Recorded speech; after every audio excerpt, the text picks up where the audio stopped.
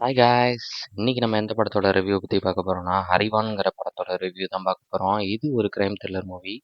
இந்த படத்தோட simple story என்னன்னா, ஒரு சீரீஸ் ஆஃப் மர்டர்ஸ் நடந்துகிட்டே இருக்கு. அதை ஹீரோ கண்டுபிடிச்சாரா இல்லையாங்கிறது தான் இந்த படத்தோட சிம்பிள் ஸ்டோரி. இந்த படத்துல யார் யார் நடிச்சிருக்காங்கன்னா, Anand Nag and Bigg Boss Janani தான் நடிச்சிருக்காங்க.